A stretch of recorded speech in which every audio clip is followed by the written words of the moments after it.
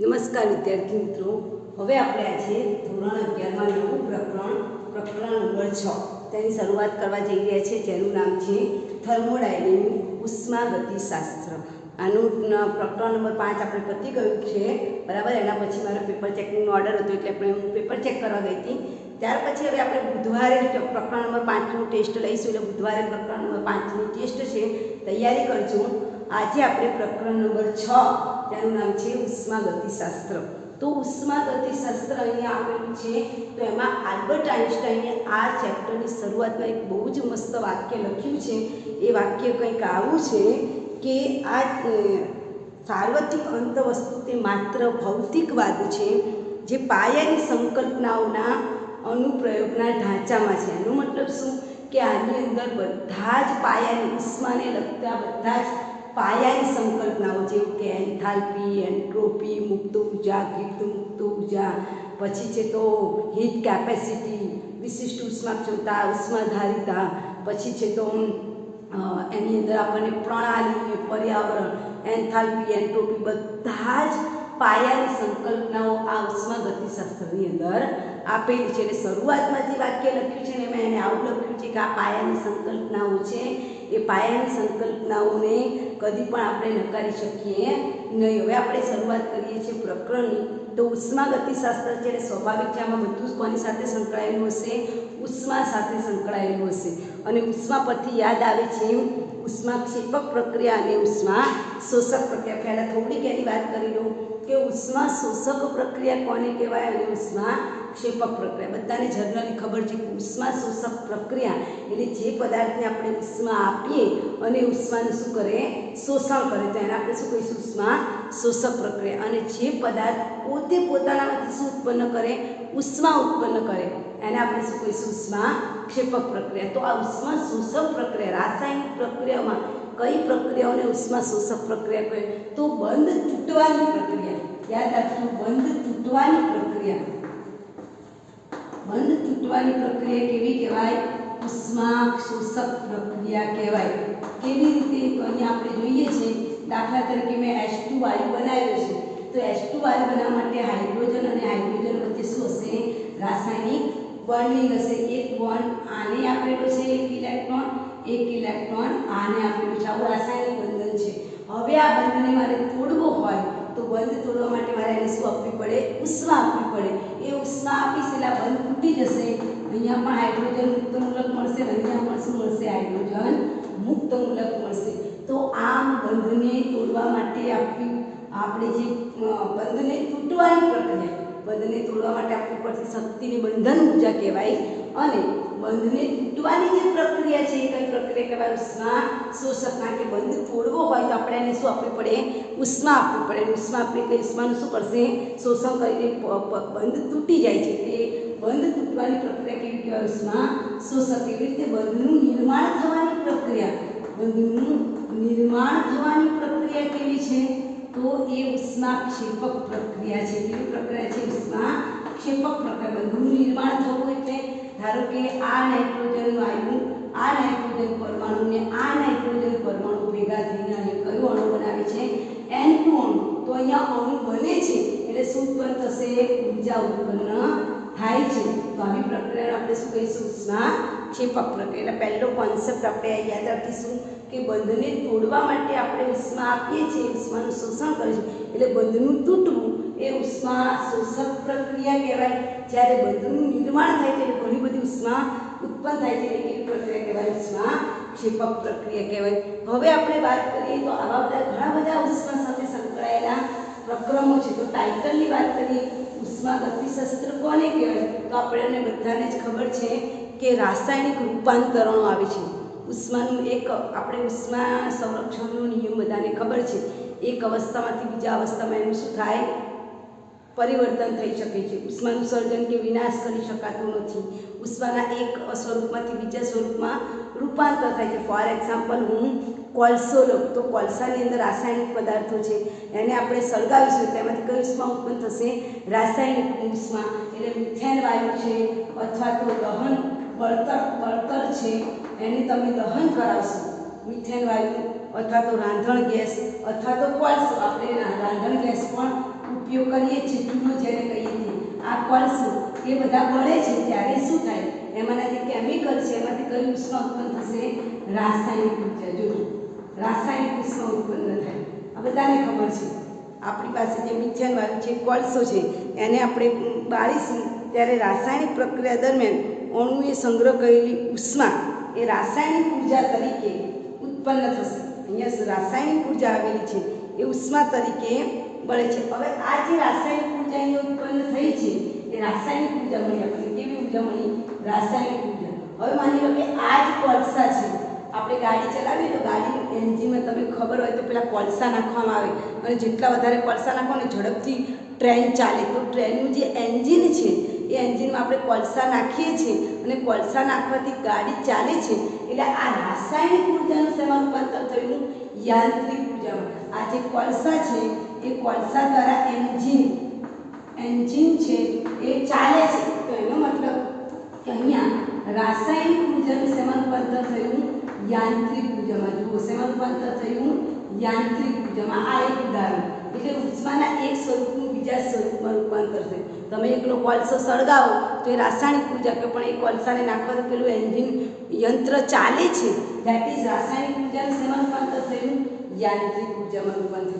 હવે એવું એક બીજા ઉદાહરણ આપ્યું કે આપણે લાઇટો જતો રહે ત્યારે આપણે શું સળગાવીએ છીએ? ટોર્ચ સળગાવીએ. તો એ ટોર્ચની અંદર તમે જો નાના નાના ગેલ્વેનિક કોષ આવે છે જેને આપણે સેલ કહીએ છીએ. તો એ સેલમાં પણ ઝીંકનું એ જે સેલ છે એ સેલને તમે તોડજો તો એ સેલની બરાબર વચ્ચે કાર્બનનું સળિયો હોય અને આજુબાજુ પેલા ઝીંકનું પતરું હોય છે. એનો મતલબ કે એ જે ગેલ્વેનિક કોષ છે એની અંદર પણ કેમિકલ ભરેલું છે, લુગદી ભરેલી હોય અને એ લુગદી એ ભરેલું છે એટલે એનોડ અને કેથોડ તરીકે વર્તે. જેવું ટોર્ચને ચાલુ કરશો ને એવું આપણે પ્રકાશ આવે છે એટલે ધેટ ઇઝ વિદ્યુત ઉર્જામાં રૂપાંતર થાય.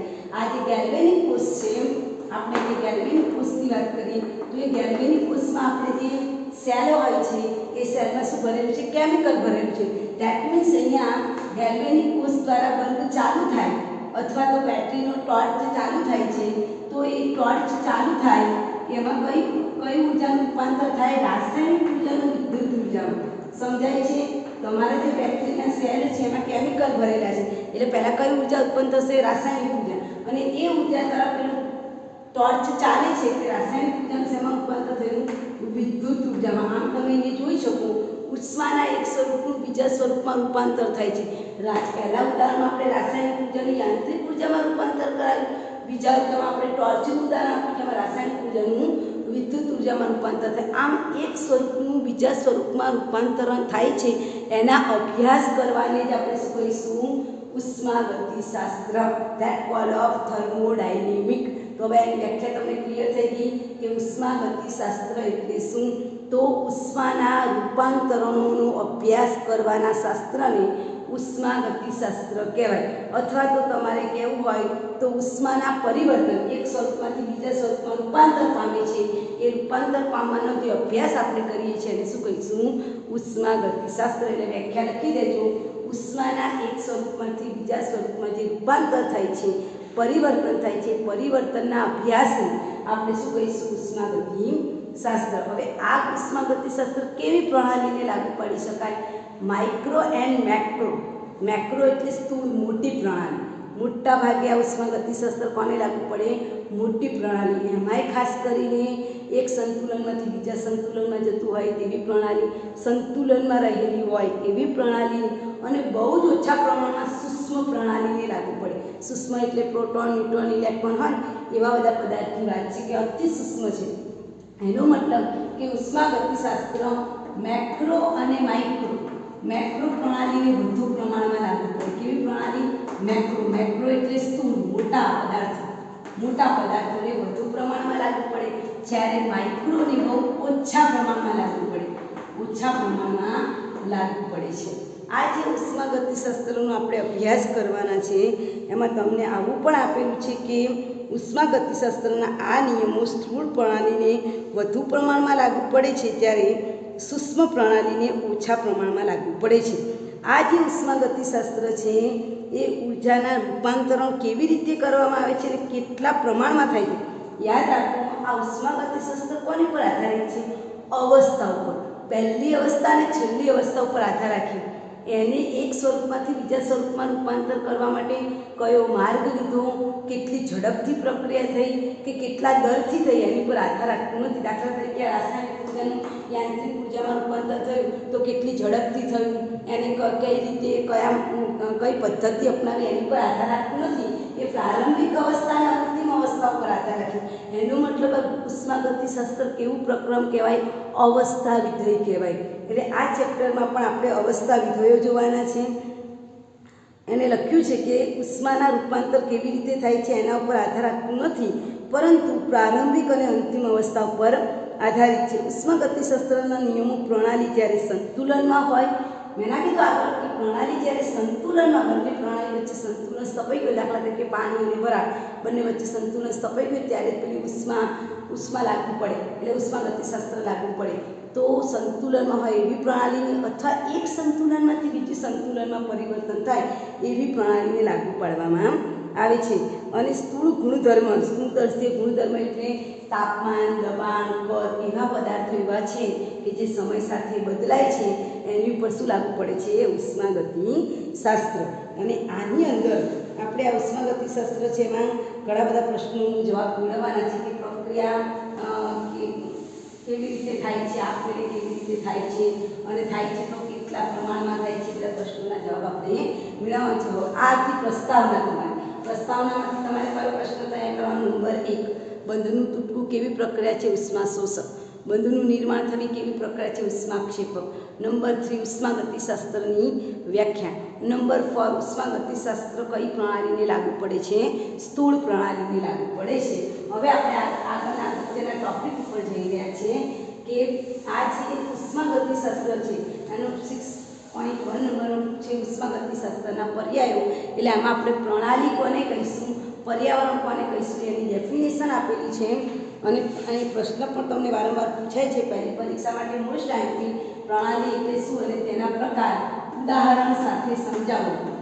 એટલે આ પ્રશ્ન બહુ અગત્યનો છે, આપણે તૈયાર કરીશું. તો પહેલો પ્રશ્ન છે પ્રણાલી એટલે શું, અને એની પહેલાં આપણને આપેલું છે કે રાસાયણિક પ્રક્રિયા અને તેની સાથે સંકળાયેલા ઉર્જાના ફેરફારનું માટે એના પર્યાયો સમજવા જરૂરી છે. તો પહેલો પર્યાય છે પ્રણાલી કોને કહેવાય અને પર્યાવરણ કોને કહેવાય. તો પ્રણાલી એટલે વિશ્વનો અતિ નાનો ભાગ જે ચોક્કસ રેખા વડે અલગ થયેલું છે. મારી વ્યાખ્યા પ્રમાણે તમને કહું છું, ચોપડીમાં તો ડાયરેક્ટ આવું આપ્યું છે, વિશ્વનો એ ભાગ જેમાં આપણે અવલોકન કરીએ છીએ. એ બી વેલિડ જ છે, પણ વિશ્વનો અતિ સૂક્ષ્મ ભાગ કે જે વિશ્વના બાકીના ભાગથી વિશ્વનો અતિ સૂક્ષ્મ ભાગ, આ અતિ સૂક્ષ્મ ભાગ છે. હું પ્રયોગશાળામાંથી ટેસ્ટ ટ્યુબ લાવું અને એ ટેસ્ટ ટ્યુબમાં હું બે પદાર્થને ભેગા કરું છું, એસિડ વત્તા બેઝ NaOH, આ બેને હું ભેગા કરું છું, ક્ષાર બનવાનું છે, બરાબર. તો અને આ મારી કસનળી છે, જોજો. તો કસનળીની બહારનું જેટલું પણ તમને દેખાય છે એ મારા માટે શું કહેવાય? પર્યાવરણ કહેવાય. આ કસનળી છે એ મારી શું કહેવાય? હદરેખા કહેવાય. હદરેખા કે એ હદરેખાની બહાર હું જઈ શકું નહીં. અને કસનળીમાં જે દ્રાવણ ભરેલું છે એ દ્રાવણ મારા માટે શું કહેવાય? પ્રણાલી કહેવાય. કેમ? કારણ કે એ મેં પ્રયોગ કરવા માટે લીધેલા બે પદાર્થો છે અને એ પદાર્થોનું મેં અવલોકન કર્યું છે, એટલે એને શું કહેવાય? પ્રણાલી કહેવાય. હવે એની પરફેક્ટ વ્યાખ્યા આપવું હોય તો શું કહેવાય? વિશ્વનો અતિ નાનો ભાગ જે વિશ્વના બાકીના ભાગથી, આ બાકીનો ભાગ છે પર્યાવરણ, બાકીના ભાગથી ચોક્કસ હદરેખા વડે, આની ચોક્કસ હદરેખા છે, હદરેખા વડે અલગ થયેલો છે, જેના પર આપણે પ્રયોગ કરીએ છીએ. આ બે પદાર્થો વચ્ચે આપણે રાસાયણિક પ્રક્રિયા કરાવીએ છીએ, પ્રયોગ કરીને એનો અવલોકન કરીએ છીએ. આપણે એનું શું કર્યું છે? અવલોકન. એસિડ હતા બેઝને ભેગા કર્યા તો અવલોકન કર્યું, શું બન્યું? ક્ષાર. અવલોકન કરીએ છીએ જેને આપણે શું કહીશું? પ્રણાલી કહીશું. એટલે પ્રણાલીની વ્યાખ્યા લખજો: વિશ્વનો અતિ નાનો ભાગ જે વિશ્વના બાકીના ભાગથી ચોક્કસ હદરેખા વડે અલગ થયેલો છે, જેની પર આપણે પ્રયોગ કરીને અવલોકનની નોંધ કરવામાં આવે છે, તેને શું કહેવાય છે? પ્રણાલી કહેવામાં આવે છે. અથવા તો એવું ન લખવું હોય તો ચોપડીની વ્યાખ્યા લખી શકીએ કે વિશ્વનો એવો ભાગ જેના પર આપણે શું કરીએ છીએ? અવલોકન કરીએ છીએ, તેને શું કહેવાય? પ્રણાલી. અને પ્રણાલી સિવાયના બાકીના ભાગને શું કહીશું? પર્યાવરણ કહીશું. અને આ બંને ભેગા થાય એટલે વિશ્વ બને. તો વિશ્વ બનવા માટે શું જોઈએ? પ્રણાલી વત્તા પર્યાવરણ પ્રણાલીને આપણે શું કહીશું? સિસ્ટમ કહીશું. પર્યાવરણને આપણે શું કહીશું? સરાઉન્ડિંગ કહીશું. બરાબર, આજુબાજુનો વિસ્તાર. અને સરાઉન્ડિંગ વત્તા પ્રણાલી એટલે સિસ્ટમ ઇંગ્લિશમાં, અને પર્યાવરણ એટલે સરાઉન્ડિંગ. બરાબર, આ બંને ભેગા થાય એટલે વર્લ્ડ બને. એટલે વિશ્વ બનવા માટે શું જોઈએ? પ્રણાલી વત્તા પર્યાવરણ. હવે પ્રણાલીના પ્રકાર કોના પર આધારિત છે? દ્રવ્ય અને ઉર્જાના વિનિમયના આધારે. પછી પ્રણાલીની વ્યાખ્યા શું લખીશું? પ્રણાલી એટલે વિશ્વનો અતિ નાનો ભાગ જે બાકીના ભાગથી ચોક્કસ અધરેખા વડે અલગ થયેલો છે, જેને આપણે અવલોકન કરીએ છીએ તેને આપણે શું કહીશું? પ્રણાલી. પ્રણાલી સિવાયના ભાગને આપણે શું કહીશું? પર્યાવરણ. અને અહીંયા અમે ઉદાહરણ પણ આપેલું છે. ઉદાહરણમાં તમે જુઓ કે હું પ્રયોગશાળામાંથી એક ટેસ્ટ ટ્યુબ લાવું છું. એ ટેસ્ટ ટ્યુબમાં મેં 80 મિલીનું મિશ્રણ ભેગું કર્યું છે, એટલે ક્ષાર બને છે. તો જે દ્રાવણ છે, કસનળીમાં રહેલું દ્રાવણ એ મારી પ્રણાલી છે. કસનળી એની શું છે? હદરેખા. કસનળીની બહાર પ્રણાલી જવાની નથી. અને આ કસનળીની બહારનો જેટલો પણ વિભાગ છે એને શું કહીશું આપણે? પર્યાવરણ. ક્લિયર? પર્યાવરણ એટલે પ્રણાલીને સિવાયનો બાકીના ભાગને પર્યાવરણ કહેવાય. પર્યાવરણ અને પ્રણાલીને અલગ કરે અને એની હદરેખા કહેવાય. અને જેની પર આપણે અવલોકન કરીએ છીએ એને શું કહેવાય? પ્રણાલી કહેવાય. હવે આ પ્રણાલીના પ્રકાર સમજાવવાનું. તો પ્રણાલીના પ્રકાર કોના આધારે પાડ્યા છે? દ્રવ્ય અને ઉર્જાના વિનિમયના આધારે. પ્રશ્ન લખ્યો, દ્રવ્ય અને ઉર્જાના વિનિમયના આધારે તેના 3 પ્રકાર પાડ્યા છે. દ્રવ્ય અને ઉર્જાના વિનિમયના આધારે પ્રણાલીના 3 પ્રકાર છે. નંબર 1 ખુલ્લી પ્રણાલી, નંબર 2 બંધ પ્રણાલી, અને નંબર 3 નિરાળી પ્રણાલી. તો પ્રણાલીના 3 પ્રકાર છે. કોના આધારે પાડ્યા છે? દ્રવ્ય અને ઉર્જાના વિનિમયના આધારે. તો પહેલો પ્રકાર છે ખુલ્લી પ્રણાલી. ખુલ્લી પ્રણાલી, ઓપન સિસ્ટમ. ઓપન સિસ્ટમ, ખુલ્લી પ્રણાલી. બરાબર, તો ખુલ્લી પ્રણાલી કોને કહેવાય? કે પર્યાવરણ અને પ્રણાલી વચ્ચે બંનેનું વિનિમય થાય. દ્રવ્યનો વિનિમય થાય અને ઉર્જાનો વિનિમય થાય. એટલે કેવી પ્રણાલી કહેવાય? ખુલ્લી પ્રણાલી કહેવાય. જે પ્રણાલીમાં પ્રણાલી અને પર્યાવરણ વચ્ચે દ્રવ્ય શબ્દ અગત્યનું છે. દ્રવ્ય અને ઉર્જા બંનેનો વિનિમય થાય. દ્રવ્યનો વિનિમય થાય અને ઉર્જાનો વિનિમય થાય તેને ખુલ્લી પ્રણાલી કહે છે. ફોર એક્ઝામ્પલ, હું રકાબીમાં બરફનો ટુકડો લઉં તો તમારે એમ કહેવું ના પડે કે પીગળી જાય. એ પીગળી જ જવાનો છે. બરફનો ટુકડો છે, અત્યારે આપણે ફ્રીજમાંથી ટુકડો કાઢીને અહીંયા મૂકીએ તો બરફનો ટુકડો ધીરે ધીરે ઓગળે છે. એટલે દ્રવ્યમાં પણ ફેરફાર થયો અને એને વાતાવરણમાંથી ઉષ્મા મેળવી છે, પોતે પીગળી ગયો.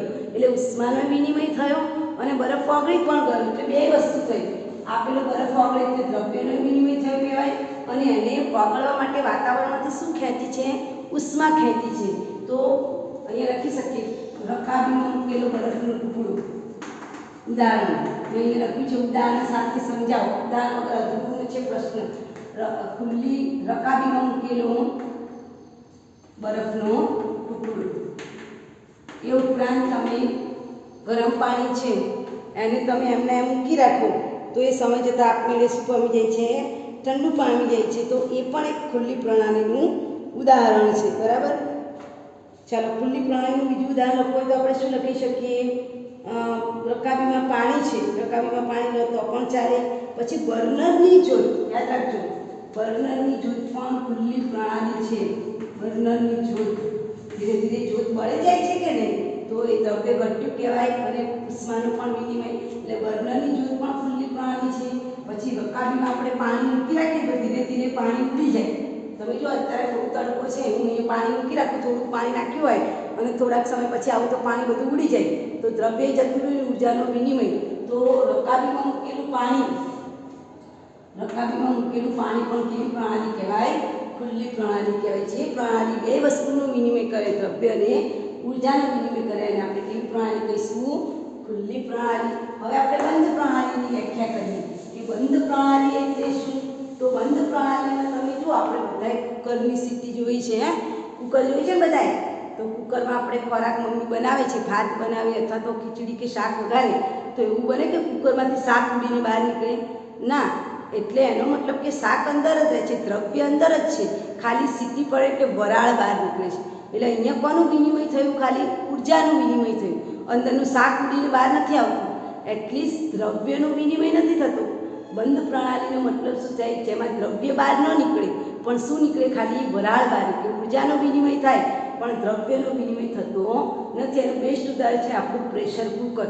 તમે પ્રેશર કુકરમાં કોઈ પણ ખોરાક રાંધો છો તો એ ખોરાક બહાર નથી નીકળી જતો, એની ખાલી વરાળ બહાર નીકળે છે, રાઈટ? તો આપણે હવે જોઈશું બંધ પ્રણાલી. તો બંધ પ્રણાલી એટલે ક્લોઝ સિસ્ટમ. તો ક્લોઝ સિસ્ટમની વ્યાખ્યા શું લખીશું બંધ પ્રણાલીની? તો બંધ પ્રણાલી એટલે શું કે જે પ્રણાલી અને પર્યાવરણ વચ્ચે માત્ર ઉર્જાનો વિનિમય થાય, દ્રવ્યનો વિનિમય થતો નથી, તેને આપણે શું કહીશું? બંધ પ્રણાલી. જે પ્રણાલીમાં પ્રણાલી અને પર્યાવરણ વચ્ચે માત્ર ઉર્જાનો વિનિમય થાય પરંતુ દ્રવ્યનો વિનિમય ના થાય. જો કુકરમાંથી શાક બહાર નથી નીકળતું, દ્રવ્યનો વિનિમય થતો નથી. દ્રવ્યનો વિનિમય થતો નથી તેને કેવી પ્રણાલી કહીશું આપણે? બંધ પ્રણાલી. બેસ્ટ ઉદાહરણ તમને આપેલું કયું? બંધ કુકરમાં પ્રેશર કુકર આપણે લખી શકીએ, બરાબર? તો બંધ પ્રણાલીનું બેસ્ટ ઉદાહરણ કયું છે આપણું? Pressure cooker. ગૃહ વપરાશમાં વપરાતું કુકર એ બંધ પ્રણાલી છે. પછી બંધ કરેલી જે બોટલ છે એમાં ભરેલું ગરમ પાણી, બંધ કરેલી બોટલમાં, અને આ બોટલ છે માની લો, બરાબર? આ બોટલની ઉપરથી બંધ છે, ઢાંકણું બંધ હોય તો સ્વાભાવિક છે કે વરાળ અહીંયા જશે, પણ આ જે છે દ્રવ્ય અંદરથી ઓછું થવાનું નથી. તો બંધ કરેલી બોટલમાં રહેલું ગરમ પાણી, ઉદાહરણ લખજો, ગરમ પાણી. પછી ઘર વપરાશ માટેનું કુકર, ઘર વપરાશનું કુકર એ શાનું ઉદાહરણ છે? બંધ પ્રણાલી. બે ઉદાહરણ આપણે ખાસ લખવાના. પહેલામાં આપણે શું લખ્યું? ખુલ્લી રકાબીમાં રહેલો બરફનો ટુકડો, રકાબીમાં રહેલું પાણી. એ કેવા ઉદાહરણ છે? ખુલ્લી પ્રણાલી. બંધ પ્રણાલી એટલે પ્રેશર કુકર. પછી આપણે ગરમ પાણી છે, ગરમ પાણીને આપણે ઉપરથી બંધ કરી દઈએ તો ધીરે ધીરે પેલા વરાળ તો ઓછી થઈ જવાથી ગરમ પાત્ર ઠંડુ તો થઈ જ જવાનું છે, પણ પાણી ઓછું થવાનું નથી. એટલે એ પણ શું કહેવાય? બંધ પ્રણાલી. હવે જે ત્રીજી પ્રણાલી છે એનું નામ છે નિરાલી પ્રણાલી. આ જે નિરાલી પ્રણાલી છે એ નિરાલી પ્રણાલી એટલે જે પ્રણાલીમાં બેયનો વિનિમય ના થાય, ઉર્જાનો વિનિમય ના થાય અને દ્રવ્યનો વિનિમય કશું ના નીકળી શકે. દાખલા તરીકે થર્મોસ. તો થર્મોસમાં તમે જુઓ ચા એમની એમ જ રહે ને ગરમની ગરમ જ રહે. તમે થર્મોસમાં ચા ભરી લે કલાક પછી ખોલો તો એ ચા ગરમની ગરમ જ રહે અને ચા ઓછી ન થાય. એટલે દ્રવ્ય અને ઉર્જા બેમાંથી કોઈનો વિનિમય ન થાય. તેને કેવી પ્રણાલી કહેવાય? નિરાલી પ્રણાલી કહેવાય. બીજો પ્રકાર છે નિરાલી પ્રણાલી. આ નિરાલી પ્રણાલી એટલે કે જે પ્રણાલીમાં પ્રણાલી અને પર્યાવરણ વચ્ચે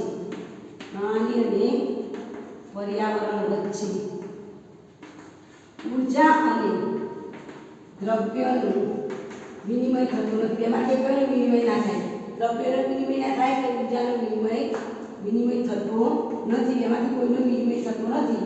એવી પ્રણાલીને આપણે કેવી પ્રણાલી કહીશું? નિરાલી પ્રણાલી. ઉદાહરણ તરીકે થર્મોસમાં રાખેલી ચા. ઉદાહરણ ખાસ લખવાના. થર્મોસમાં રાખેલી ચા એ કોનું ઉદાહરણ છે? નિરાલી પ્રણાલી. કારણ કે આપણે થર્મોસમાં ચા ભરીએ છીએ તો ચા એવી જ રહે છે, એટલે કે દ્રવ્યનો વિનિમય થતો નથી, એટલે કે દ્રવ્ય ઓછું પણ થતું નથી, અને જે ગરમ ચા છે ગરમ જ રહે છે, ઉષ્મા ઉડી જતી નથી, એટલે ઉર્જા અને દ્રવ્યનો વિનિમય થતો નથી. એવી પ્રણાલીને આપણે કેવી પ્રણાલી કહીશું? નિરાલી પ્રણાલી કહીશું. દાખલા તરીકે થર્મોસમાં મૂકેલી ગરમ ચા એ નિરાલી પ્રણાલીનું ઉદાહરણ છે. ત્યાર પછી આપણે પ્રક્રમની વાત કરીશું. તમારી ચોપડીમાં એની પછી શબ્દ આપેલો છે બંધ પ્રણાલી, એના પછી આપણને પ્રણાલીની અવસ્થા આપેલી છે. એની પહેલાં હું તમને થોડીક વાત કરવાની છે. પ્રક્રમ એટલે શું? બરાબર? થર્મોસમાં રાખેલી ચા તો આપણે આ યાદ રાખીશું, બરાબર? હવે આપણે બીજો પ્રશ્ન લખીશું. પ્રક્રમ એટલે શું? પ્રક્રમના પ્રકાર જણાવો. બરાબર? પ્રક્રમ એટલે શું? પ્રક્રમના પ્રકાર જે ચોપડીમાં નથી આપેલું, ક્યાંક પણ એનો કોન્સેપ્ટ ક્લિયર હોવો જરૂરી છે. પ્રક્રમ એટલે શું? તેના પ્રકાર સમજાવો. તો પ્રક્રમ એટલે શું? પ્રક્રમ એટલે એક અવસ્થામાંથી બીજી અવસ્થામાં રૂપાંતર થવું. માની લો કે બરફનો ટુકડો એમ કયો છે, સ્વાભાવિક છે, બરફ ઘન પદાર્થ છે, પીગળીને કેવો થઈ જશે, પ્રવાહી. તો ઘનમાંથી પ્રવાહીમાં રૂપાંતર થયું એટલે બરફે શું કર્યું કહેવાય, પ્રક્રમ. તો પ્રક્રમની વ્યાખ્યા લખજો, એક અવસ્થામાંથી, પ્રક્રમની વ્યાખ્યા શું, એક અવસ્થામાંથી બીજી અવસ્થામાં રૂપાંતર થવાની પ્રક્રિયાને બીજી અવસ્થામાં રૂપાંતરણ થવાની પ્રક્રિયાને પ્રક્રમ કહેવામાં આવે છે. શું કહેવામાં આવે, પ્રક્રમ કહેવામાં આવે છે. પ્રક્રમ 3 પ્રકારના છે. સમતાપી પ્રક્રમ, પ્રક્રમના પ્રકાર છે ને, એમાં પહેલો પ્રકાર છે સમતાપી પ્રક્રમ, બીજો પ્રકાર છે સમદાબી પ્રક્રમ અને ત્રીજો પ્રકાર છે સમોષ્મી પ્રક્રમ. સમોષ્મી પ્રક્રમ. હવે સમદાબી પ્રક્રમ એટલે જે પ્રક્રમ દરમિયાન શું અચળ હોય, તાપમાન અચળ હોય, તેને આઇસોથર્મો કહેવાય. કેવું કહેવાય, આઇસોથર્મો. ગુજરાતીમાં લખું છું આઇસોથર્મો, બરાબર. સમદાબી છે એટલે આઇસોબાર, દબાણ બારમાં હોય એટલે એને આઇસોબાર કહેવાય. અને સમોષ્મી એડિયાબેટિક, એને કયું કહેવાશે, એડિયાબેટિક કહેવાશે, બરાબર. આ તમે યાદ રાખજો, એડિયાબેટિક પ્રોસેસ.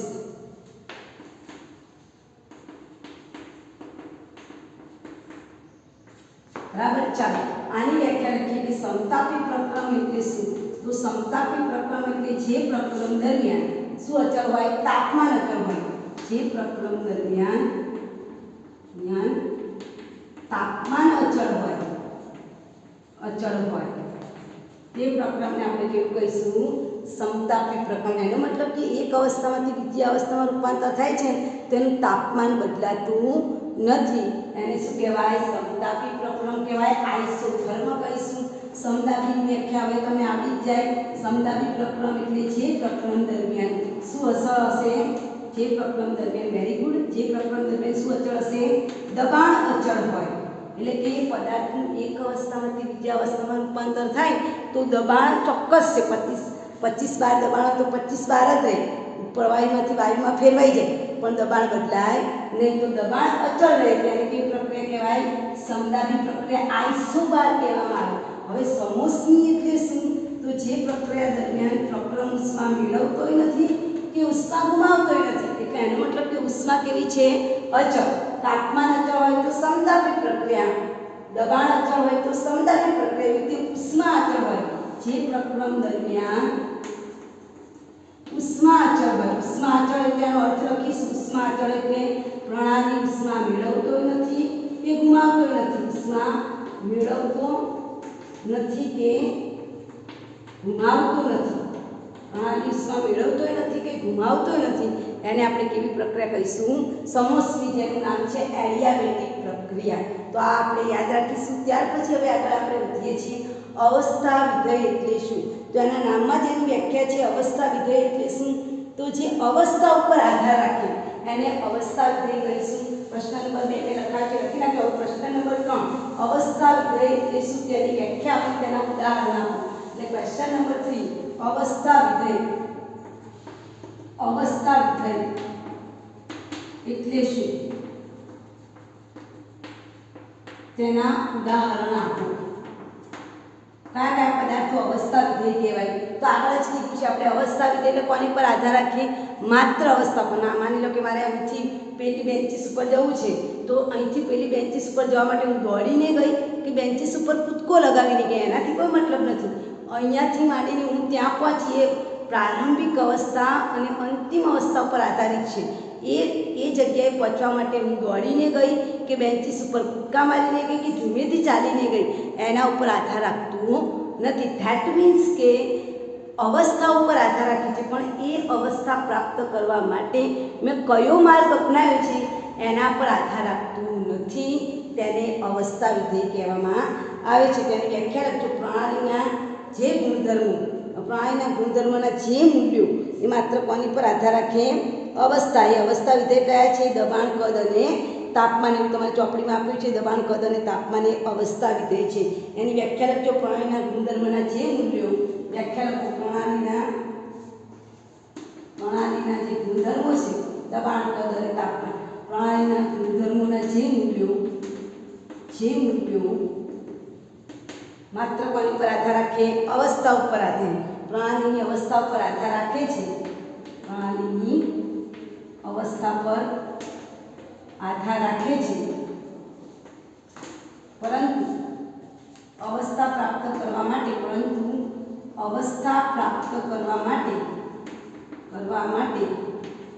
કયો માર્ગ અપનાવેલો છે તેની પર આધાર રાખતો નથી, તેને કેવું વિધેય કહેવાય? અવસ્થા વિધેય કહેવાય. આ વિધેય કહે છે કયા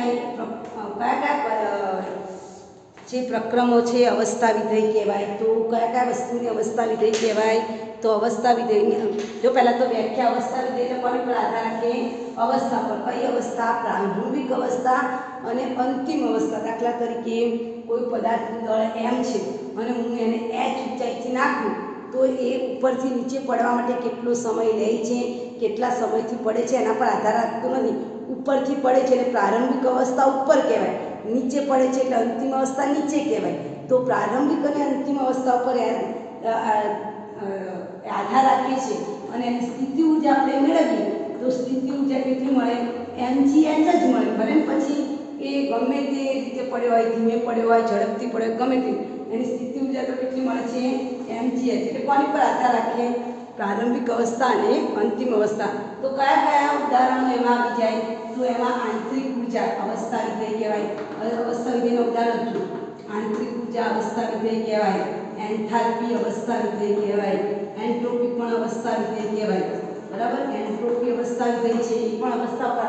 આંતરિક ઊર્જા આપણા અંદર સમાયેલી, દાખલા તરીકે આંતરિક ઊર્જા એટલે જેમ આપણા બધા જ બાળકોની અંદર જુદું જુદું ટેલેન્ટ હોય. કોઈનામાં ગાવાની શક્તિ સારી હોય, કોઈનામાં ડાન્સ પરફોર્મની શક્તિ સારી હોય, કોઈની સ્પીચ સારી હોય. તો દરેકમાં રહેલું આગવું લક્ષણ જેને એની શું કહેવાય? આંતરિક ઊર્જા. એટલે દરેક પદાર્થમાં થોડી ઘણી શું હોય? આંતરિક. તો આંતરિક ઊર્જા પણ કોની પર આધારિત છે? અવસ્થા પર. એટલે આંતરિક ઊર્જા અવસ્થા વિધેય કહેવાય.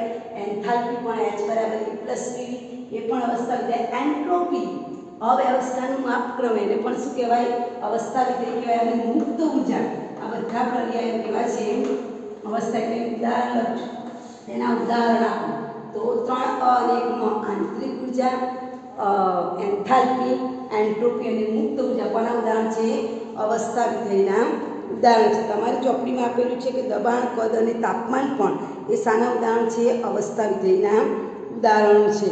બરાબર? પછી એને લખ્યું છે કે ઉષ્માગતિશાસ્ત્રની અવસ્થાનું વર્ણન તેને માપી શકાય એવા ગુણધર્મો જેવા કે તાપમાન, દબાણ અને કદ તેમજ જથ્થાનું વર્ણન કરીને આપણે મેળવી શકીએ છીએ. એટલે દબાણ, કદ, તાપમાન અને જથ્થો આ પણ કેવા વિધેયો છે? અવસ્થા વિધેયો છે, જે અવસ્થા ઉપર આધાર રાખે છે પણ અવસ્થા મેળવવા માટે કયો માર્ગ અપનાવે છે એની પર આધાર રાખતા નથી. તો આ પ્રણાલીના સ્વભાવ ઉપર, આ જે અવસ્થા વિધેય છે કોની પર આધાર રાખે? પ્રણાલીના સ્વભાવ ઉપર. અહીંયા તમને એક ઉદાહરણ એ પણ આપ્યું છે કે એક મૂળ આદર્શ વાયુ છે એ 273 ડિગ્રી કેલ્વિન તાપમાન અને 1 વાતાવરણ 22.4 લિટર કદ ધરાવે છે, પરંતુ કદનો આધાર 273 કેલ્વિન તાપમાન દબાણ લાવતા પહેલા પદાર્થ કઈ અવસ્થામાં હતો એની પર આધાર રાખવો, અવસ્થા ઉપર આધાર રાખે છે. બરાબર? કઈ રીતે આવ્યું એની પર આધાર રાખવું નથી. ટૂંકમાં તમારે વ્યાખ્યા યાદ રાખવાની. અવસ્થા વિધેય એટલે અવસ્થા ઉપર આધાર રાખે, પણ એ અવસ્થા મેં કીધું મારે અહીંથી ત્યાં જવું છે. બરાબર? તો અહીંથી ત્યાં જવા માટે હું ફાસ્ટ દોડીને ગઈ, ધીમે ધીમે ચાલીને ગઈ કે બેન્ચીસ ઉપર કૂદકો લગાવીને ગઈ, એની પર આધાર રાખતું નથી. અહીંયા પ્રારંભિક અવસ્થા અને અંતિમ અવસ્થા પર આધાર રાખે છે. તેને શું કહેવાય? અવસ્થા વિધેય. ત્યાર પછી તમને વ્યાખ્યા આપેલી છે આંતરિક ઊર્જા અવસ્થા વિધેય તરીકે. આંતરિક ઊર્જા એટલે ક્વેશ્ચન નંબર 4 લખજો. આંતરિક ઊર્જાની વ્યાખ્યા. ક્વેશ્ચન નંબર 4 છે આંતરિક ઊર્જા. આંતરિક ઊર્જા આમાં બધા તમારે બધાના આ ચેપ્ટરની શરૂઆતમાં જ આપણી બધા પાયાના બધા જ ઘટકોની માહિતી આવી જશે. ઉષ્માની સાથે સંકળાયેલા જેટલા પાયાના ઘટકો કહેવાય ને બધા આવી જશે. તો આંતરિક ઊર્જા એટલે શું? તો દરેક પદાર્થમાં તેના દ્રવ્યના આધારે તેમજ લાક્ષણિક બંધારણના આધારે દરેક પદાર્થમાં વ્યાખ્યા લખી નાખીએ.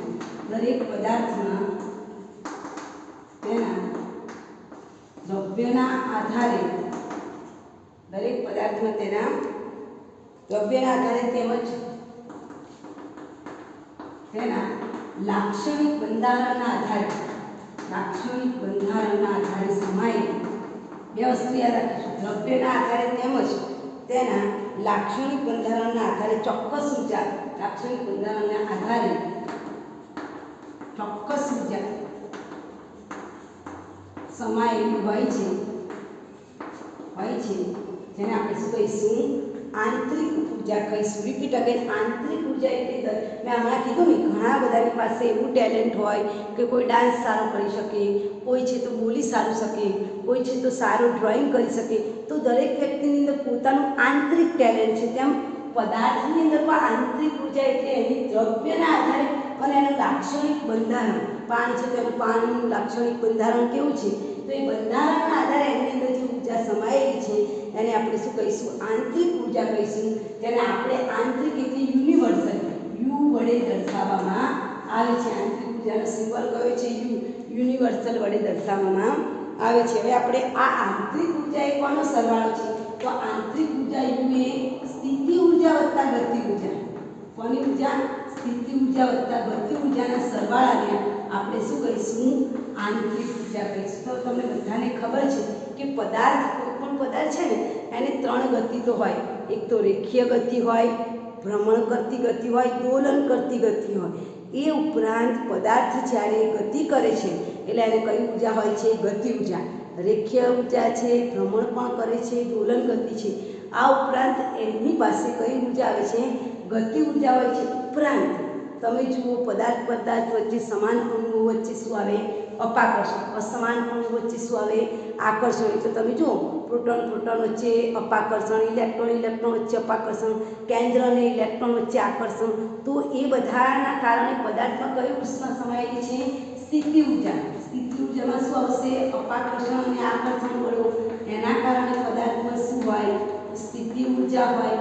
પદાર્થ ગતિ કરે છે, રેખીય ગતિ, ભ્રમણ ગતિ, દોલન ગતિ કરે છે. એના કારણે એનામાં કઈ ઊર્જા છે? ગતિ ઊર્જા. અને આ બંનેનું ભેગું સમન્વય કરો એટલે આપણને શું મળે છે? આંતરિક ઊર્જા મળે છે.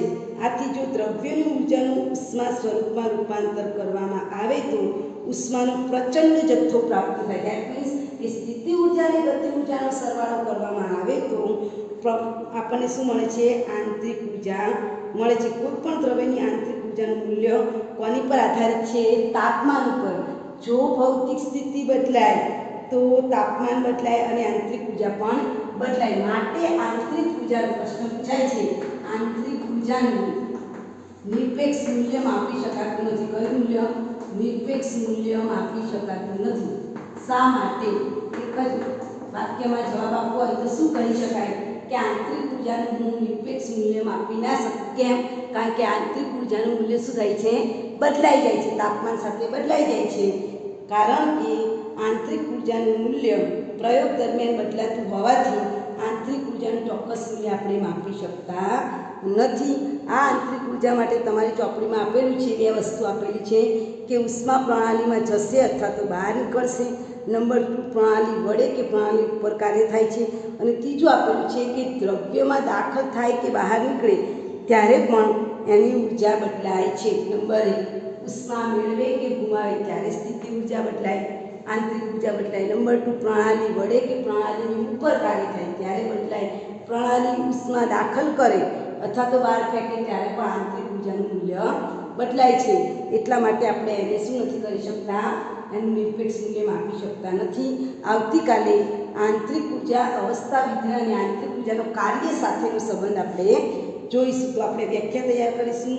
આંતરિક ઊર્જા છે એમાં આપણે કીધું ને એ અવસ્થા વિધેય છે. તો એ પ્રારંભિક અવસ્થા, દાખલા તરીકે પ્રક્રિયકોની ઇંગ્લિશમાં રિએજન્ટ કહેવાય. શું કહેવાય? રિએજન્ટ. એની જે આંતરિક ઊર્જાને હું યુ આર કહું. બરાબર? કઈ ઊર્જા કહું? You are. નિપજો છે એને ઇંગ્લિશમાં પ્રોડક્ટ કહેવાય. તો પ્રોડક્ટની સ્થિતિ આંતરિક ઊર્જાને હું યુપી કહું. તો ડેલ્ટા યુ બરાબર શું આવશે?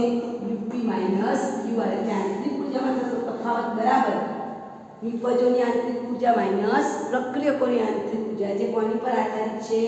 અચળ ગતિ. તો અચળ ગતિ થતા ઉષ્માના ફેરફાર જે આવતીકાલે આપણે જોઈશું કાર્ય સાથેના સંબંધમાં. તો આમાં તમે આવું પણ લખી શકો. આ જગ્યાએ આપણે શું લખી શકીએ?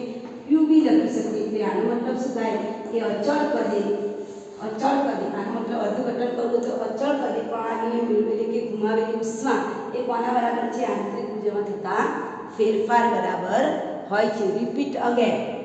પ્રક્રિયકોની આંતરિક ઊર્જા યુ આર, નિપજોની આંતરિક ઊર્જા યુપી, એના પર આધાર રાખે છે. એટલે ડેલ્ટા યુ બરાબર નિપજોની આંતરિક ઊર્જા માઇનસ પ્રક્રિયકોની આંતરિક ઊર્જા. અને આ ડેલ્ટા યુ છે એ કોને અચળ રાખીને મેળવેલો છે? અચળ પદે. તો અચળ પદે એની જગ્યાએ આપણે ક્યુબી મૂકીશું. આ યુ એટલે શું? ઉષ્માનો એકમ છે ક્યુ. આ અચળ પદે પ્રણાલીએ ગુમાવેલી કે મેળવેલી ઉષ્મા કોના બરાબર છે? આંતરિક ઊર્જાના ફેરફાર બરાબર હોય છે. તો આપણે આટલા સુધી જોઈશું. કયો પ્રશ્ન તૈયાર કરવાનો છે? પ્રણાલી એટલે શું તેના પ્રકાર જણાવો. પ્રક્રમ એટલે શું તેના પ્રકાર જણાવો. નંબર 3 અવસ્થા વિધેયની વ્યાખ્યા અને એના ઉદાહરણો. બરાબર. અને આંતરિક ઊર્જાની વ્યાખ્યા તમારે તૈયાર કરવાની છે. Okay, all the best.